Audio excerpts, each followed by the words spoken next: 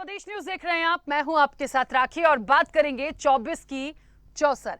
कहते हैं दिल्ली में देश का कि सत्ता का जो रास्ता है वो उत्तर प्रदेश से होकर गुजरता है और ऐसे भी तमाम सियासी दलों की नजर यूपी में होने वाले हर चुनाव पर होती है। 2022 में यूपी विधानसभा चुनाव में योगी के दम पर बीजेपी ने एक तरफा जीत का परचम फहराया। अब नजर 2024 में होने वाले लोकसभा चुनाव पर है।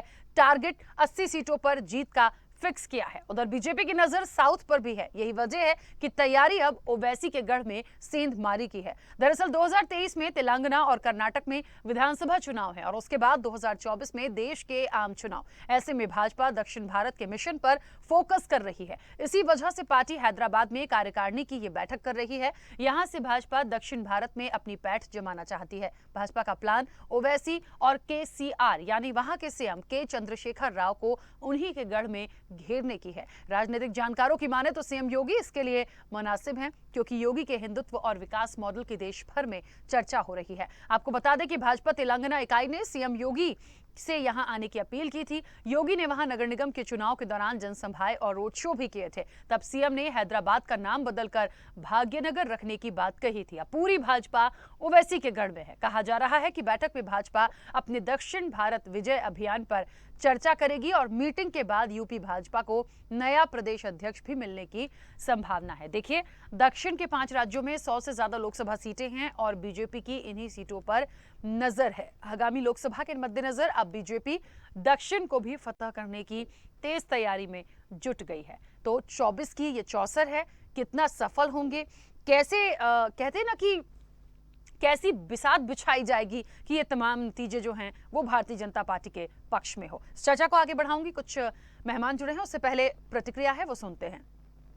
अधिकांश बूथों पर हमारे संगठन तैयार भी हो चुके हैं। वार्ड स्तर पे भी हमारी तैयारी बहुत मजबूत चल रही है। आगामी लोकसभा चुनाव में भी हम बहुत ही गंभीरता से विकल्प देने की कोशिश कर रहे हैं और जिस तरह से जो देश के हालात हैं उनमें आम आदमी पार्टी से पब्लिक को एक बहुत बड़ी उम्मीद है, एक बहुत बड़ी आशा है और निश्चित तौर पर ये हमारे लिए एक बड़ी चुनौती है जिसको हमने स्वीकार किया है।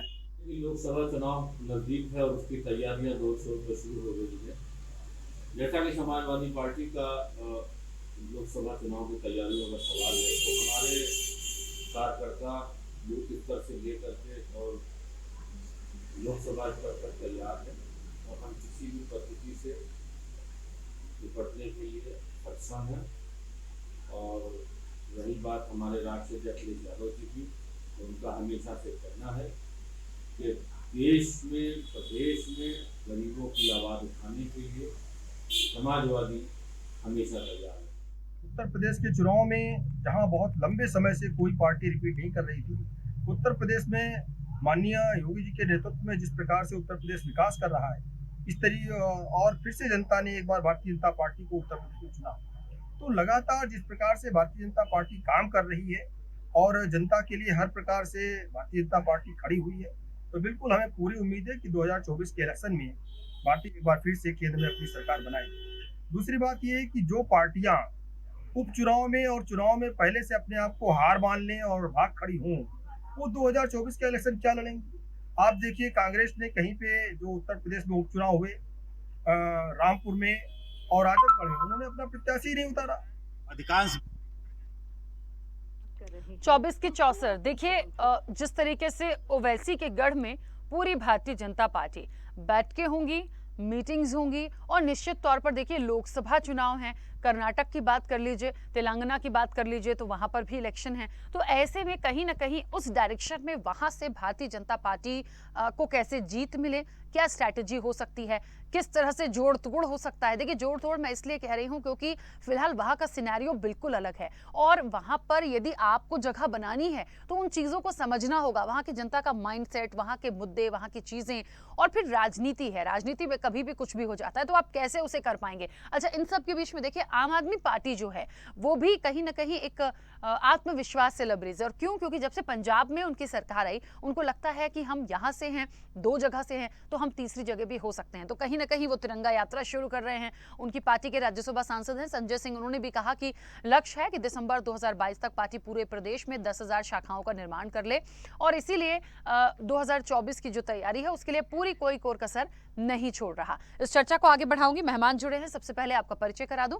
भारतीय जनता पार्टी का पक्ष रखने के लिए कंचन द्विवेदी हमारे साथ जुड़ी हैं। कंचन जी, बहुत स्वागत चर्चा में जुड़ने के लिए। सपा का पक्ष रखने के लिए अकमल इमाम जी हमारे साथ जुड़े हैं। अकमल इमाम जी, आपका भी बहुत स्वागत है। और आम आदमी पार्टी का पक्ष रखने के लिए राजेश यादव हमारे साथ जुड़े हैं। राजेश जी, आपका भी बहुत स्वागत है। चर्चा की शुरुआत सबसे पहले कंचन जी आपसे करना चाहती हूँ। ओवैसी के गढ़ में पूरी भारतीय जनता पार्टी, और ये भी सुन रहे हैं कि हैदराबाद का नाम बदला जाएगा, भाग्यनगर रखा जाएगा। किस तरह से प्लानिंग्स हैं, रणनीति है, कैसे कर पाएंगे? देखिए, ये बात मैं इसलिए कर रही हूँ क्योंकि थोड़ा सा हटके हो जाता है। तेलंगाना की बात करें, हैदराबाद की बात करें, वहाँ से चीज़ों को लाना, वहाँ पर कमल खिलाना, ये मुझे लगता है थोड़ी चुनौती है। हाँ, देखिए राखी की बात ये है ना कि अगर आप हमारे उत्तर प्रदेश में आकर के अपनी चीजों को, अपने मुद्दों को, अपनी ख्यालों को रख सकते हैं, तो मैं कह सकती हूँ कि अगर जहाँ पर आपके लोग रहते हैं तो फिर हम क्यों वहाँ पर नहीं आ सकते। और फिर आपकी सोच से ऐसा हो सकता है, जो लोग ये कह रहे हैं कि हमारे गढ़ में आकर के, क्योंकि बयानों को सुनते हुए लग रहा है कि उनको ये लग रहा है कि हम उनके गढ़ में आकर के उनकी चीजों को खत्म करने की कोशिश कर रहे हैं, या फिर उनको कोई भय हो सकता है। हमें कभी उत्तर प्रदेश में किसी के आने पर या फिर कहीं और जहाँ हमारी सरकारें आने पर हमारा भय नहीं होता, या फिर इलाके के हिसाब से हम ऐसा कभी नहीं सोचते। लेकिन उनको ऐसा लगता है तो ये उनकी भूल हो सकती है, क्योंकि भारत तो हमारा पूरा है और कोई भी कहीं पर भी जाकर के अपनी चीजों को रख सकता है। तो बेशक मैं कह सकती हूँ कि वहाँ जो भी मीटिंग्स हो रही है, हमारे जितने भी वहाँ पर नेतागण पहुंच रहे हैं और जो भी हमारी प्रक्रियाएं होंगी वो इसीलिए होंगी कि अगर हम वहाँ योजनाबद्ध तरीके से अपनी पद्धति को, अपनी योजना को, अपने जो हमारे एक जो नियम है, उन सारी चीजों को हम वहाँ रखते हैं, तो मुझे लगता है वहाँ के लोग भी भारतीय जनता पार्टी के मैंडेट को समझेंगे और हमारी चीजों को पसंद भी करेंगे। तो हम चाहेंगे कि वहाँ के लोग भी भारतीय जनता पार्टी को समझ करके उनकी चीजों को या तो लाभ लेंगे या फिर वो समझेंगे कि हमें क्या कमी है। तो जो भी हमें वहाँ पर फैसला जनता का मिलेगा, हमें वो कबूल होगा, हमें वो स्वीकार होगा। देखते हैं कि वहाँ के लोग हमें कैसे लेते हैं। ठीक है। अकमल इमाम जी, समाजवादी पार्टी की भी कोई कोशिश रहेगी, कुछ करना रहेगा, क्योंकि 2024 है और उसी सिनेरियो से बात करूंगी मैं। हैदराबाद, तेलंगाना, कर्नाटक, किन जगह से बात करूं? जी, देखिए, समाजवादी पार्टी उत्तर प्रदेश में बड़ी मजबूती के साथ लोगों के दिलों पर राज करती है, यहाँ पर रहती है, यहाँ पर है। हम उत्तर प्रदेश के बाहर तेलंगाना में हमारा कोई कदम नहीं है। भविष्य में अगर राष्ट्रीय अध्यक्ष जी का निर्देश होगा, अगर हम जैसे कार्यकर्ताओं को भी काम सौंपा जाता है, तो हम लोग कोशिश करके वहां पे पार्टी को खड़ा करने का काम करेंगे। रही बात भारतीय जनता पार्टी के हैदराबाद में अधिवेशन करने की या वहां से चुनावी बिगुल फूकने की और नाम बदलने की, जैसी आपने बात कही, देखिए इनका नफरत का एजेंडा है, इनके पास कुछ है नहीं। कमल वहीं खिलता है जहां कीचड़ होता है, तो ये हर जगह पूरा कीचड़ फैलाना चाहते हैं। है क्या कि धरा बेच देंगे, गगन बेच देंगे, कली बेच देंगे, चमन बेच देंगे, अगर नहीं जागे हिंदुस्तानी तो भाजपाई सारा वतन बेच देंगे। इन्होंने बेच दिया है। नफरत के हाथ सारी इस पूरे हिंदुस्तान को एकदम चौपट करने पे लगे हुए हैं। देखिए, राजस्थान में जिस तरीके की न्यूज आ रही है, जैसे राहुल कमल जी का हम लोगों ने टुडे पर देखा, राहुल कमल जी कह रहे हैं जिन लोगों ने वो हत्यारे जो 2 हैं जो पकड़े गए, कन्हैया के हत्यारे, वो इन्हीं से प्रेरित थे, भाजपा की आईटी सेल के सदस्य थे। ये राहुल कमल कह रहे हैं। जो आई अपोस्ट, मैं इसकी पुष्टि नहीं करता आप, क्योंकि और सारे लोग जो है शांति से बैठे हुए हैं, क्योंकि मीडिया के घराने हैं, कुछ भारतीय जनता पार्टी के खिलाफ ज्यादा बोलना नहीं चाहते। लेकिन इखलाक को देखिए, अफराजुल को देखिए, पहलू खान को देखिए, कलबुर्गी को देखिए, रोहित वेमुला से लेकर के जितनी हत्याएं हुई, उसके बाद इन लोगों ने जुलूस निकाला, सारा जो भी किया। आज हिंदुस्तान के अंदर जो हो रहा है, नूपुर शर्मा इनकी जो प्रवक्ता थी, सुप्रीम कोर्ट ने इतनी तल्ख टिप्पणी की, इन्हें तो शर्म आनी चाहिए। नफरत की राजनीति को छोड़ करके इन्हें मोहब्बत की बात करनी चाहिए। ये कब तक नफरत फैलाएंगे, कब तक देश को बांटेंगे? देश को बनाइए, देश को संवारिए, देश को बचाइए। गर्त में जा रहे हैं। हमारी करेंसी भूटान के बराबर हो गई है। यहाँ आम आदमी पेट में रोटी नहीं है, उसके कपड़ा नहीं है, लोगों को अच्छी शिक्षा नहीं है, सब चीज बर्बाद किया जा रहा है। इस देश के साथ जैसा अंग्रेजों ने नहीं किया था उससे बुरा हाल यहाँ के काले अंग्रेज कर रहे हैं। दुर्भाग्य है कि धार्मिक मुद्दों पर, नाम बदलने के मुद्दों पर, अच्छा भाई हैदराबाद से क्या दिक्कत है, उसको भाग्यनगर करना चाहते हैं। सिर्फ नफरत का एजेंडा, सिर्फ एक बात, लोगों के बीच में इस चीज को फैलाना कि हम ये करना चाहते हैं।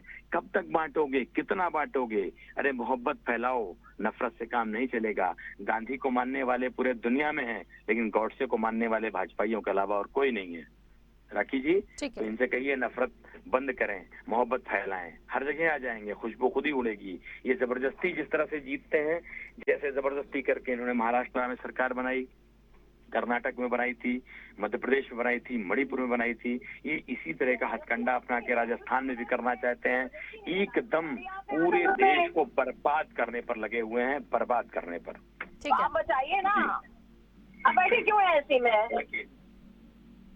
ठीक है, 1 मिनट कंचन जी, मैं वापस आती हूँ। राजेश जी भी जुड़े, उनका पक्ष आ जाए। राजेश यादव जी, आम आदमी पार्टी बिल्कुल अलग है। उनकी तिरंगा यात्रा हो या उनके कार्यक्रम हो, उनकी प्लानिंग्स हो, उनकी रणनीति हो, बिल्कुल अलग है। क्या सोचते हैं और आगे क्या तैयारी है? नूपुर शर्मा मत बनिए, नहीं भाजपा निकाल के बाहर कर देगी, पता भी नहीं चलेगा। आप भी वो मौलाना मत बनना जो नूपुर शर्मा नहीं, मौलाना तो मैं इस्लाम को मानता हूँ, मैं मुसलमान तो वही, मौलाना नहीं। आप 1 मिनट व्यक्तिगत मत होइए कंचन जी, अकमल इमाम जी प्लीज, मैं रिक्वेस्ट कर रही हूँ, मैं रिक्वेस्ट कर रही हूँ। काम नहीं करेगी, हम मोहब्बत को मानते हैं। तुम्हारी नफरत प्लीज अकमल इमाम जी, कंचन द्विवेदी जी प्लीज, मैं रिक्वेस्ट कर रही हूँ, इस तरह से बात मत कीजिए। हम विषय पर बात करें और मेहमान है उनकी प्रतिक्रिया आने दीजिए। गलत बात है, प्लीज प्लीज प्लीज। इसको बोलने की तमीज नहीं है। आपको तमीज नहीं होगी। देखिए पर्सनल मत होइए, होता है, हम कुछ बोलते हैं, कुछ ज्यादा बोल देते। प्लीज मैं रिक्वेस्ट कर रही हूँ, गलत बात है, प्लीज। तुम नूपुर शर्मा बनना चाहती हो? अरे नूपुर शर्मा आतंकवादी घोषित हो रही है पूरा देश। अकमल इमाम जी, कंचन जी, देखिए मेरे साथ आप लोग कई बार डिबेट में बैठे हैं, आपको पता है मैं किस तरह से चर्चा करती हूँ। मैं कई बार रिक्वेस्ट कर रही हूँ, प्लीज, मुझे अच्छा नहीं लगेगा कि मैं ऑडियो बंद करवाऊँ आपका, प्लीज। दूसरे मेहमान जुड़े, उन्हें उनका पक्ष तो रखने दीजिए, ऐसे नहीं होता है। ठीक है कंचन जी और अकमल इमाम जी प्लीज, मैं रिक्वेस्ट कर रही हूँ, पर्सनल मत होइए। तीसरे मेहमान है, उन्हें बोलने दीजिए। मैं भी रिक्वेस्ट कर रही हूँ, डिबेट की मर्यादा बना करके ये लोग बात करें। अगर नहीं आता है तो मेरे सामने डिबेट ना ही करे। ठीक है, प्लीज चलिए। राजेश ठीक। हाँ, मैंने सुना नहीं, क्या आपने पूछा था? मौलाना बनने का शौक है? एक बार अपना सवाल मौलाना बनेंगे यार, क्यों नहीं बनेंगे? अकमल इमाम जी, कंचन जी, आप लोग मुझे मजबूर कर रहे हैं, प्लीज। अब आप लोग मुझे मजबूर कर रहे हैं जो मैं नहीं करना चाहती हूँ, प्लीज। आजाद कराया है, ये देखिए देवबंद की दीवारों पर। ऑडियो बंद कर दीजिए प्लीज, ऑडियो बंद कर दीजिए इनका। राजेश जी, मेरा प्रश्न ये था कि आम आदमी पार्टी जिस तरीके से कहते हैं ना कि एक आत्मविश्वास के साथ और तिरंगा यात्रा भी निकालेंगे, क्या स्ट्रैटेजी आगे के लिए है? 24 के लिए क्या स्ट्रैटेजी है? क्या लग रहा है कि आगे मौका मिलेगा? और ये जो सियासत अब इस तरफ का रुख कर रही है, ओवैसी के गढ़ में जाने की बात हो रही है दूसरी बड़ी पार्टियों का, इसे किस तरह से लेते हैं? नहीं, हमारा तो बिल्कुल क्लियर स्टैंड है और तिरंगा यात्राएं हमारी बड़ी सफल रही हैं और तिरंगा के प्रति जो सम्मान भारतवासियों के मन में है वो अपार है, अद्वितीय है और वो देखने लायक है।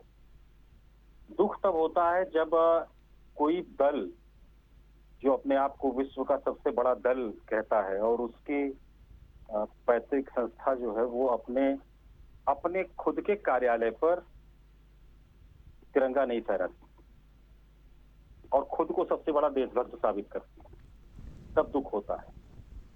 तो जहां तक तिरंगा यात्राओं का सवाल है, हम तिरंगे के सम्मान में, संविधान के सम्मान में हम ये तिरंगा यात्राएं निकाल रहे हैं और अपने देश के जो हमारी आजादी की लड़ाई में जिन लोगों ने हंसते हंसते खुद के प्राण न्यौछावर कर दिए, हम उनके इतिहास को उठा करके लोगों के बीच में फिर से उनको तरोताजा कर रहे हैं कि देखो कितनी मशक्कत से हमें आजादी मिली है,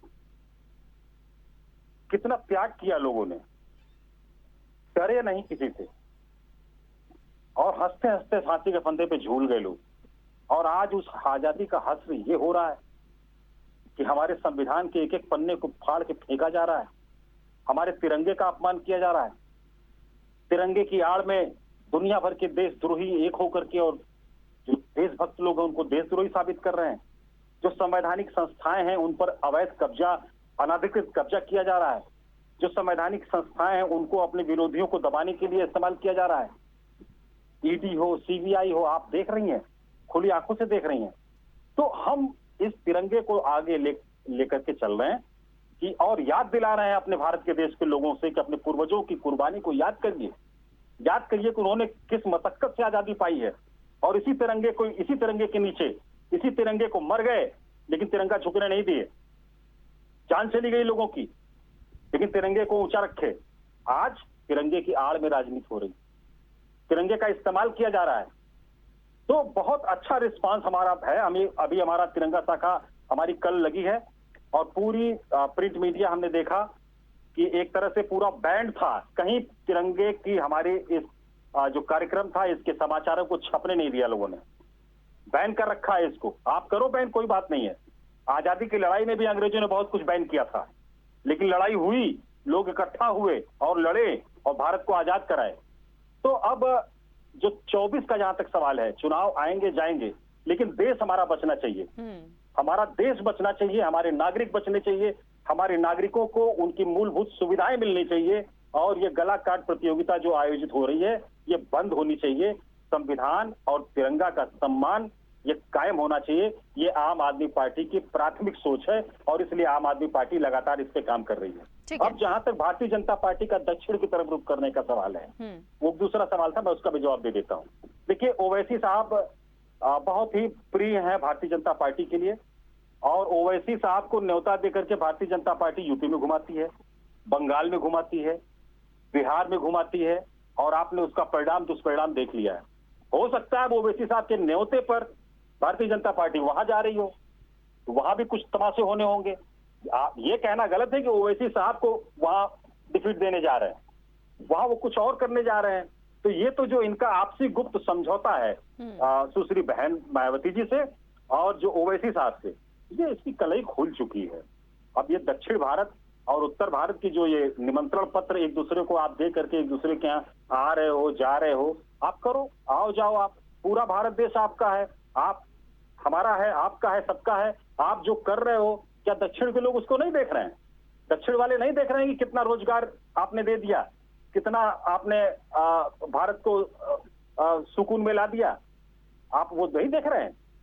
तो आपके जाने, देखिए लाइट चली गई, आप उत्तर प्रदेश में आपकी सरकार है, इन्वर्टर के भरोसे हमारी लाइट चली गई, आप इस पे नहीं ध्यान देंगे। आप घूमिए दक्षिण भारत और बताइए कि साहब उत्तर प्रदेश में योगी साहब का शासन बहुत शानदार तरीके से चल रहा है, हर 5 मिनट पर लाइट आती है और जाती है। क्या देंगे आप दक्षिण भारत के लोगों को जाकर के? तो ये कुल मिलाकर के ये निमंत्रण पत्र है, ये ओवैसी साहब का निमंत्रण पत्र है जिसको इन्होंने स्वीकार किया है और इनके निमंत्रण पर ओवैसी साहब यहाँ घूमते हैं और उनके निमंत्रण पर ये वहां जा रहे हैं। तो ये जो न्योता हकारी आप लोगों की है, मैं समझ रही हूँ कंचन जी, समझ रही हूँ, मैं उस चीज को बहुत अच्छे से समझ रही हूँ। उसका कोई बहुत प्रभाव पड़ता नहीं है। वो साथ न बोलिए, साथ न बोलिए। आप जब बोलती हैं तो हम लोग सुनते हैं, हम जब बोल रहे हैं तो लेकिन आपने हद पार कर दी ना। ठीक है, मैं आपके इल्जामात अभी तक कह रही थी, हद तो आपने पार किया, हम हद नहीं पार कर रहे हैं, हम तो सही बात बोल रहे हैं।